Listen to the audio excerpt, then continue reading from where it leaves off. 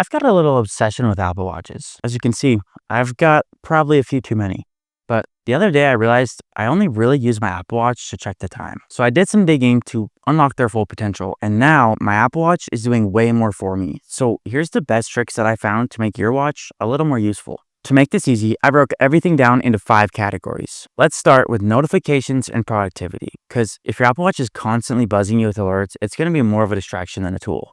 But with a few tweaks, you can make it work for you instead of against you. Go to the Watch app on your iPhone, tap Notifications, and turn off anything you don't need on your wrist. For example, I keep the messages and the calendar alerts on, so I get notifications for those, but I turn off all my social media alerts because I don't want to buzz on my wrist anytime someone likes a post. Next, use focus modes to filter notifications based on what you're doing. If you already use focus modes on your iPhone, your Apple Watch will automatically sync those focus modes. That way, during work, you only get certain messages or emails. Then when you're in your fitness focus, you only get certain calls from people. If you get a message and don't want to pull out your phone, you can respond directly from your Apple Watch. Just click on the message and you can use keyboard, voice dictation, or even set up custom replies like "on my way" or "can't talk right now." To do this, you go to the Watch app on your iPhone and then find messages and edit your quick replies. One not super simple but useful trick. If your watch goes off at the wrong time, you can actually just cover the watch and it'll instantly turn off that notification. So if you're in a meeting or something and you get a loud phone call, just cover your watch with your palm and it'll instantly stop. Now that your notifications are under control, let's talk about something way more important, your health. By default, Apple gives you a move goal, exercise goal, and stand goal, but most people just leave these on the default settings. Go into the fitness app, tap on your rings, and adjust them to something that actually fits your lifestyle. If you're hitting your move goal too easily, bump it up. But if it feels impossible, lower them so you can actually stay consistent. Lots of people check their heart rate, but the real hidden gem is cardio recovery.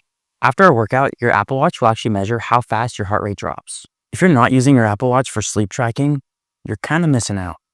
Just set up sleep tracking in the Health app and your Apple Watch will automatically track how long and how well you're sleeping. Now, all these features are great, but they don't really mean anything if your Apple Watch dies in the middle of the day. So let's talk about some tricks to save some battery life. First off, don't just throw your Apple Watch into low power mode, because that turns off key features like the always on display or the heart rate tracking. Instead, save that for really long days that you'll actually need that battery life. Go to the Watch app on your iPhone, tap General, then Background App Refresh, and turn off anything you don't use daily. Your watch face is the first thing you see every time you raise your wrist, so we should make it useful instead of just a single clock. If you want a minimalist look, go with modular or simple. But if you want quick access to everything, try Infograph or Smart Stack. Don't forget, you can customize your complications. These are like little widgets on your watch face. I set mine up with weather, calendar events, and a quick shortcut to my workouts. If you have a newer Apple Watch, you can control it without touching the screen using the double tap gesture. A lot of people forgot about the walkie-talkie, but it's honestly a pretty fun feature to have. If you haven't turned on fall detection yet, you should do that right now.